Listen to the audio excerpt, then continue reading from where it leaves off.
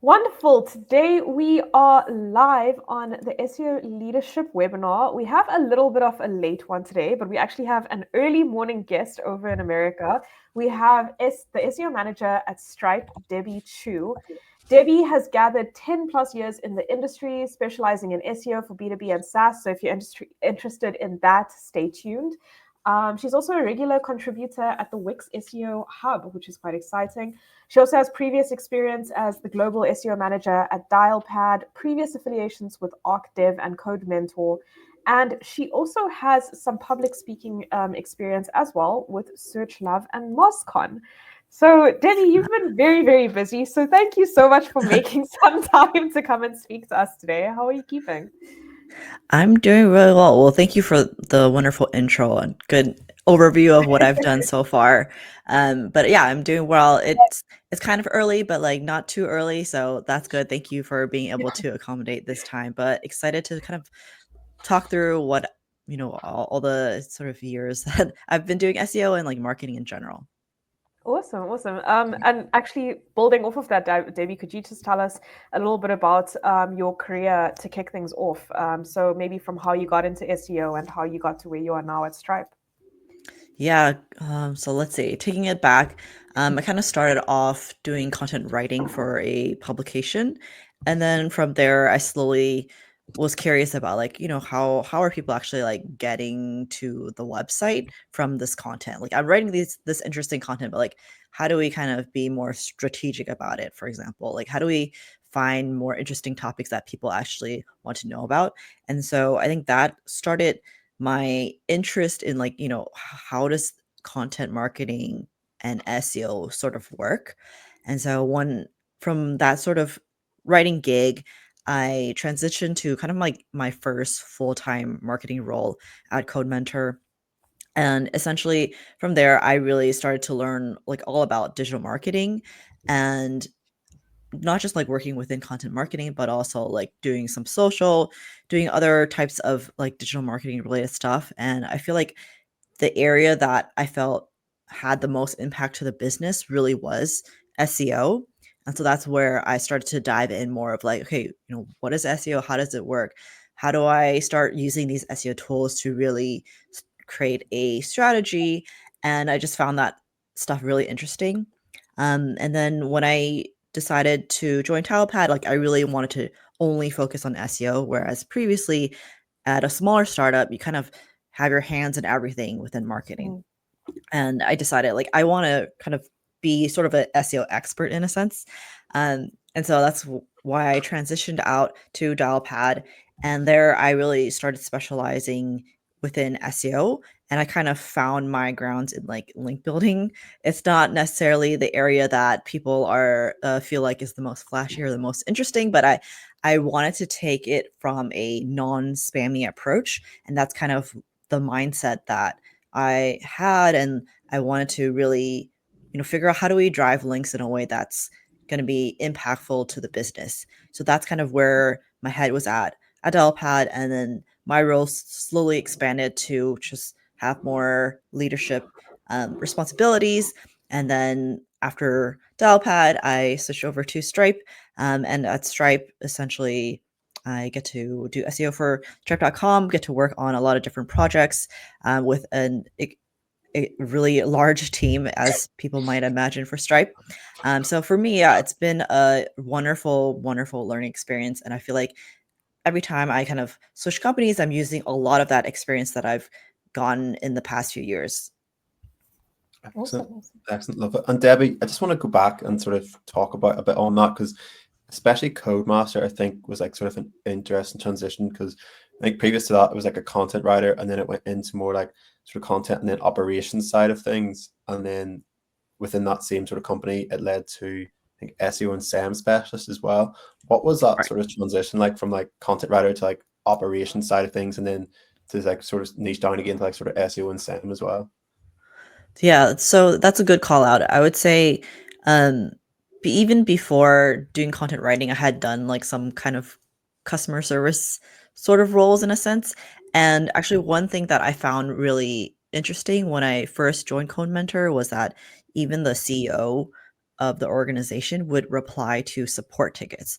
So essentially, when we talk about SEO or even marketing in general, we tend to talk about like, oh, we really need to understand the customer. And there's no like better way to understand the customer than to like talk directly to the customer, to like answer support tickets and really understand like what are their pain points when using the platform, and also like kind of getting positive feedback as well, not just complaints, about like, oh, I really enjoyed the time that I had with this mentor, and then kind of being able to have more conversations with our customers. So despite like it's seemingly feeling like a bit kind of unrelated to SEO, I think it was a really good way to understand customers before I really started to do the marketing side of things. Brilliant. Love it. I've got a question in regards to Dialpad's, your experience there. You mentioned that in your job experience, which I actually wanted to go straight into, was that you had covered some research reports, including the state of AI and C-suite, state of AI at work, and state of AI in customer service. So this was back in 2022, and I wanted to ask you specifically, because you would have so much like sort of experience in this. How has your sort of view on AI evolved since then, and especially in relation to SEO strategies now? Yeah, oh, that's a really good question. So for the research reports that I did, I would say like the target audience was kind of like we mentioned, it's generally more like sales and customer service managers and above, because that's kind of the target audience for Dialpad. Yeah. So I didn't really do that much like AI research within like marketing or SEO. But with that said, I think kind of some of my like recent takeaways, I guess, with AI, I think like this week, HubSpot, the Ahrefs sort of chart has kind of gone viral essentially. But I think it kind of reflects sort of the state of the SERPs currently. So like I guess as of last year or so, the SERPs have really had like a facelift essentially with AIO.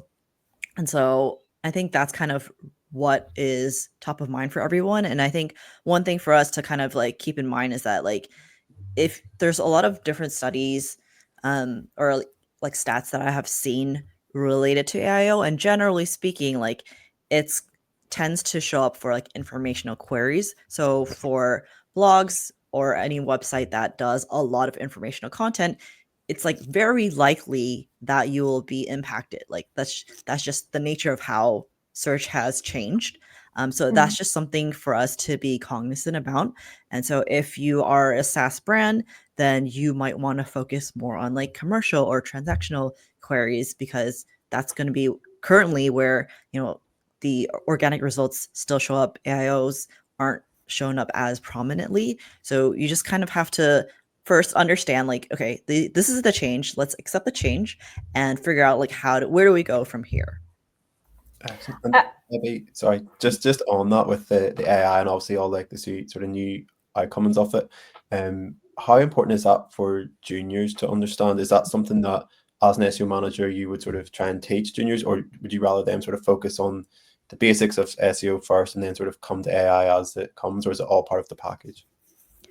Yeah, that's a good question. I think if let's say like we're at the same company and you're my junior SEO, I think what you focus on or what you start learning will really depend on like what are the business needs, or and like what does the team currently need. But I think if you're a junior SEO and you don't have that fundamental knowledge of like how search works, definitely like start with that first. And then the AI is kind of like it builds off of the foundational understanding of SEO. So I guess it depends on like how much foundational knowledge do you have. And if you already have the foundational knowledge, then yeah, you can kind of explore AI. But also like I wouldn't spend like way too much time on that, because at the end of the day, like when it comes to organic search, the commercial intent kind of queries tend to be the ones that help drive revenue and like impact the bottom line. So that's something to just be more cognizant about. Like, don't try not to rabbit hole within AI, but also like understand how can AI also like assist what you are doing and like help you work more efficiently. Love it. Awesome. Darius actually stole my question, so some telepathy was going on there. But thankfully, I have another AI question, which is when you are, we are touching on like, teams are growing currently at the moment. SEO for Hire, we've been quite busy with helping teams grow. And one of the big questions we have loved to ask a lot of team leads and hiring managers is what sort of skills are they looking for SEOs within 2025? Are you particularly looking for, if you had to grow your team, would you look for anyone with AI skills, or are there any other skills that you would prioritize this year? Yes, that is a good question. I guess I haven't been hiring anyone recently, so I might need to think about that one a little bit more. But um, I think fundamentally some key skills that I think are important is like number one, a really strong passion for SEO. I think that's something that can really motivate people to want to learn about AIO or want to learn about how a search is evolving.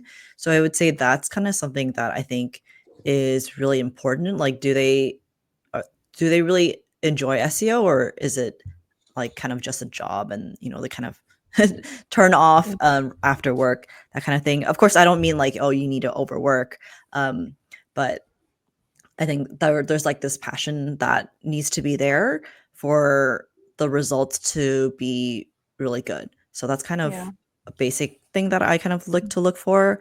I think in terms of like AI skills, I would say just like general understanding of like, how AI plays in like the search journey, and then generally like, the where does it pull information from? Just kind of like, I would say, surface level things, nothing too detailed, because I think again, this technology is relatively new. We haven't done that much testing on it, and it's constantly evolving. So I think it's understandable that, I like people that are interviewing now are not like experts in RAG or something like that. So I think we just need to be cognizant of that. Brilliant. And sort of just to move it away from AI a touch, on your previous role with Dialpad, obviously progressed like Global SEO Manager. What is that shift like to sort of work with like a global team? And do you have any advice to sort of managing a team across sort of different countries and different markets? Yeah, I think like the first thing that would come to mind is definitely like communication just becomes like even more important than ever before, just because if you're working with people from a bunch of different time zones, you got to make sure that everyone is aligned on like, okay, how do we communicate? Like, are we doing it on Slack? Are we using Google Docs or whatever? And then kind of establish a good cadence of like, okay, how often are we going to meet? How do we make sure that this time zone is friendly to everybody? So I think it's a lot of the like skills related to communication that gets more important than before. Yeah, so I think that's kind of like, I would say, the main thing that stands out. But I think when it comes to like just leading a team generally, I would say, let me think. I need to think about like what are kind of the key things. I guess approaching your role more of like a being a coach instead of being an IC. So kind of really trying to understand like your direct reports, what are they struggling with, and then kind of thinking of like, okay, if I were in this position, what would I do? And then kind of tailor my sort of advice in that direction. So it's just kind of practicing that muscle that you might not typically use when you are an IC. Brilliant. Yeah, I love that. And especially from like a sort of global standpoint, how long did it take to sort of differentiate between, as you mentioned, about like tailoring different approaches to different people? Obviously, different cultures and stuff like that come into play as well. Like some countries maybe a bit more blunt, like the UK, whereas other countries maybe are a bit nicer. So how do you sort of tailor that as well? And on a global team, how hard is it to get that sort of good culture fit going with people across different cultures? Yeah, I think like for me, when I was at Codementor, I actually was living in Taiwan, and I'm Okay. not Taiwanese, I'm Chinese, but it's still like a very different culture. I'm a Chinese American, so I grew up in America, used to the culture, American culture. But then when I was at Codementor, completely different because we were based in Asia, and the culture, the working culture is very different. Like the language that like we typically speak is Mandarin. So then there's like just a lot of different changes. I think for me, the main thing is kind of like I tend to just try to observe first. So like see how my coworkers interact. Like are they kind of what you mentioned? Like are they more direct? Are they more indirect? Observe that and then start kind of trying that on by my like from my end, and then seeing whether or not I get the results that I expect. So I think it's a lot of like testing to see kind of what works. And then I think just generally I tend to be I try like I tend to like reread a lot of the things that I write just to make sure like okay, I'm not this message isn't going to be interpreted incorrectly for like a non-native English speaker. So like those are just like small things that you or that I've kind of picked up as I start to work with not like non-American colleagues essentially. Excellent. Excellent. Awesome. I just have one more question on communication, and then I know that Jason Gibson has a question as well that he wants to put through. I watched your video that you did recently with Wix Studio, which was quite insightful and interesting. If anyone is watching this and listening to this, please go check it out on Debbie's profile. But essentially, you spoke about, it was just a short covering your tips for 2025. And one of the things that you mentioned is breaking out of your SEO silos. So can you also just give us a little bit of insight into how SEO teams can go about doing this and how to get buy-in from teams and even higher ups? Yes. So I think when it comes to SEO, it can be easy to sort of rabbit hole yourself into like keyword research, looking at analytics, etc. But I think we also always need to be mindful of like what are other teams doing, um, not just like within SEO, like just outside of number one, outside of SEO, like what are the other marketing teams doing? Are they doing any like demand gen campaigns that might be affecting SEO for some reason? Or like are there paid campaigns that might be affecting brand traffic? These are kind of like basic things that we need to number one make sure that we're doing so that we really have a full picture when we look at our analytics. And then aside from that, aside from just like within marketing, we need to also kind of tap into like sales, customer service, customer marketing. Just I think there's a lot of insights that other teams have. They have again like talking to customers for customer service or sales. How can we talk to those teams more and build that in more like bake that more into the strategies that we're working on. So for example, like if you're concerned about AIOs taking over or like LLM chat, maybe that's something that the sales team can kind of like talk about in their conversations with prospects. Like, how did you find out about us?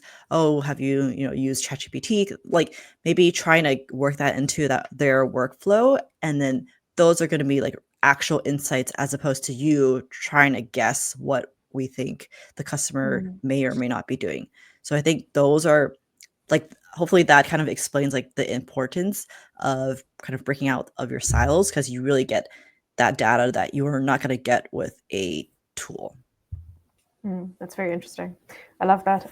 Just on that topic, just jumping back quickly to AI, Jason had asked, what do you think are the biggest implications for search in relation to AI overviews and zero-click SERPs? Yes. So I feel like we kind of touched on this Yeah. earlier. I think, again, the high level summary is that currently what I'm seeing is that AIO is really showing up for informational queries, and it's not just me seeing it. There's like reports that you can find on this. And I think, again, it just goes back to like, we need to be cognizant, like, okay, this is how Google is rolling out AIO, and let's figure out like, what is our company's plan from here? Like, are we going to try to aim to like be that, be mentioned in that AIO, or do we need to switch gears and focus more on other opportunities where AIO is not showing up? Like, I think that's a conversation that you have to have internally with stakeholders, with managers, and kind of like align on like what makes sense for your company, and then build out the strategy from there. So like, that's kind of how I feel about the whole change. And I think another thing that I would mention is kind of like exploring other channels might be something that would make sense to your team or to like the customers that you're trying to reach. So that's like another thing to also consider. So like YouTube or like social in general. Like, is that potentially something to lean more into? That's like a consideration that I would consider, or that I would think about. Awesome. Fantastic. I wanted to also ask in regards to it was at Arc.dev where you were mentoring and training some of the people in your team. I wanted to ask, are there any sort of mentors that you had that impacted you in your journey? And from that, building onto the question is, what do you think SEO should look for when finding a mentor? Yeah. Good questions. I want to say, like, when it comes to mentorship, where I've really found extremely valuable mentors was in the Women in Tech SEO community. Like, when I first heard about the community and like I heard about the mentorship, I was like, that was like the main draw for me of like, oh, why I wanted to join this community. And even though like when I joined, I kind of missed the first round, I was like patiently waiting for the next round so that I can be a mentee and really like learn from someone who has a lot more experience than I am within SEO. And so luckily, like for the program, Arij, who started the community, she like hand matches everyone based on kind of the responses that they submitted. So I think that is a really important aspect of like making sure that you are matched with a mentor that really can help you level up in the area that you want to grow in. But if you don't have opportunities like that, I think the next best thing is to think about like, where do you want to be in XYZ years, like 5 years or so, maybe figure out like who are the SEO experts that you look up to within the industry. Like, it's like, oh, I want to be more like A or B. And then kind of work backwards and be like, okay, what are the key skills that I actually admire about this person? Is it like their knowledge within technical SEO? Is it the way they speak when they're on stage? Think about kind of like, what do you actually admire about this person? And then start kind of like creating a plan of like, how do I start building these skills? So like, if I admire how they speak, then like, what specific things do they do when they speak that I admire? So I don't know, maybe they're good at telling jokes. So like, maybe I'll practice like telling jokes next time, like during a meeting or something like that. But yeah, that's just a random example, but essentially kind of identify like who you would like to be, and then sort of work backwards of like, what are the skills I can build today to be more like that person. Excellent. And you mentioned about like sort of looking at areas you can grow in. I'm not going to ask obviously what areas you wanted to grow in, because that's can be quite personal sometimes. But for SEOs, you're maybe junior at the minute. Do you have any advice on what areas they should be looking at? And do you have an opinion on if somebody should maybe niche down quite early in their career to like maybe like focus a lot on like tech side of things or content side of things? Or would you sort of prefer somebody to be more sort of general and then niche down maybe later on in their career? That's a good question. I think for me, I started off like niche down, and then I became more general. Um, I I guess I personally liked that. Like I really got into the weeds of like content. I also got into the weeds of link building, and I feel like that really helped me understand those worlds and like how do we get those two to work together and build impactful content that drives links. So I think for me personally, I felt like niching down was helpful. And also like my sort of tenure at the different companies, I tend to stay for a while and really understand the niche very well. And I feel like that's also just beneficial for my understand or like to really improve and be really good at doing SEO for those specific niches. So I would kind of stray on like after you have that fundamental knowledge, then kind of choose a lane that you are interested in and try to like go deep and kind of see what you can uncover, I guess, within those areas. Okay, love it. Awesome. We just briefly touched on community with women in tech, and I actually had a question in regards to that with the Wix Studio Hub contributor aspect as well. I mean, we can also include women in tech into that. How have you noticed that Wix and women in tech have sort of been nurturing this relationship and community with SEOs? And what are they doing right? I think this is more just for like SEOs that are looking for communities to join, and maybe sort of want to check these places out.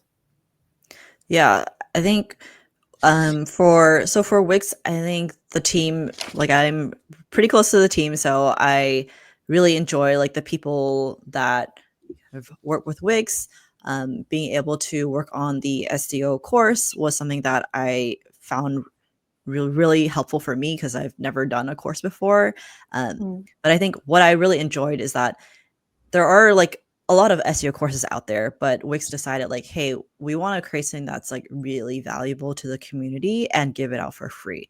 And I think that speaks volumes about kind of their brand. And so definitely like if you have not checked, if you're a beginner, definitely check out the course. You can also get certified. It's free, so there's no reason not to do it. And then going back to Women in Tech SEO, like as I mentioned earlier, the mentorship program is extremely valuable. The people in the community are extremely nice and supportive. Like I have not joined a more supportive Slack community. So I'm super thankful that that community exists for us. So yeah, the value in joining that community is just everyone there is just so supportive and helpful. And like if you have any questions, it is a safe space for women to get answers and help each other. So like that, like the vibes there are just really on point. Awesome. Just to sort of round things up, I saved sort of the best question for last, and that was that, yeah, your personal branding has been something that I've been admiring from afar as well. And I really wanted to ask you, do you have any tips for SEOs on the importance of personal branding? And as a sort of cherry on the cake, is that the saying? Cherry on the top of the cake. Could you tell us a little bit about your speaking at Women in Tech in a few months' time? Is that correct? Yeah. Can you tell us a little bit about that too? Yes. So I'll be speaking at the April, I think it's April in Portland for Women in Tech SEO. They're doing the very first version of it on the west coast of the US. Yay. Because I'm based in California. And so I'll be speaking about imposter syndrome and perfectionism and how do we kind of break out of that. That's something that I would say I've struggled with for a long time. And I wanted to really share sort of my story and like what I've learned over the years about this area. And so if you are in the area or even interested, definitely check out Women in Tech SEO's conference and you buy tickets. So that's kind of the quick sort of gist on that. But going back to personal brand, I feel like so I know Twitter is something that people aren't so active in anymore, but that's really where I started to be a bit more I guess I started to care less about what I posted about, or like how people would react to what I post about. And like I kind of felt that Twitter was a platform for me to sort of educate, or like not educate, but like I guess share learnings that I've had about SEO that people might not talk about typically. And I was able to see a lot of traction that way. So for me, it was kind of like a way to, in a sense, mentor people like at a mass, like just mentor a lot of people at once by sharing these things that I feel like might be interesting to someone. And if it's not, it's fine. So that really started to help me build my sort of voice and personal brand, and like this association of like, I hopefully know what I'm talking about when it comes to link building. And so that really helped me get all the speaking opportunities that you mentioned. And so I find really being able to talk about, what have you learned within SEO? And that's kind of like something that other SEOs have been doing for a long time. Like that's what I think is amazing about this community, is that a lot of us are willing to share about the things that maybe we tested, things that we learned, and that's kind of helps us understand like the sort of black box behind search engines. And so trying to like what is it? What I'm trying to apply those skills to myself was something that I felt very valuable. Awesome. I just have one quick question in regards to that. You mentioned imposter syndrome. That was something we spoke about quite a lot last year. And I mean, just, the amount of like sort of speaking opportunities that you were getting and the personal brand that you were building is quite impressive, with you having to touch on imposter syndrome and combating it. Without giving too much away about your talk at Women in Tech, do you have any message to SEOs that are just trying to sort of get over that hump of combating imposter syndrome and sort of following in your footsteps, if I could say that? Yeah, I think I would point it back to community. So I think that's something that really helped me. So like, let's say, like, if imagine you're an SEO, you just joined this new company, you're like the first SEO, there's no other SEOs in the company, then okay, if you have a question, like who are you going to ask? Like, are you going to ask your manager? Is that going to come off a little odd? What if you join a community where there are people who maybe have some insight, or maybe they can kind of help point you in the right direction? And so that's kind of like where I find the value of joining a network of people who might have more experience than you, or like, might have experience in other areas that you are not so familiar with. And so again, going back to the community, I think that has been a really good starting point for overcoming imposter syndrome. Awesome. Wonderful. Debbie, that was such a insightful and jam-packed webinar. I feel like we got a lot of important topics out, and I loved speaking to you. So thank you so much for coming on, and for everyone, thanks for the questions, and thanks for listening in as well. If anyone wants to find Debbie, follow her on Instagram, and not Instagram, LinkedIn, and Yes. Twitter. Sorry, you're on Twitter as well. Sort of. I feel like people are sort of migrating to LinkedIn for the most part. Like the SEO chatter has been on fire on LinkedIn recently. Awesome. So everyone give her a follow on LinkedIn. And yeah, Debbie, enjoy the rest of your Friday. You have a whole Friday ahead of you. And we'll chat to you soon. Yeah, thank you for having me, and love the questions. Cheers, Debbie. Cool. Thanks so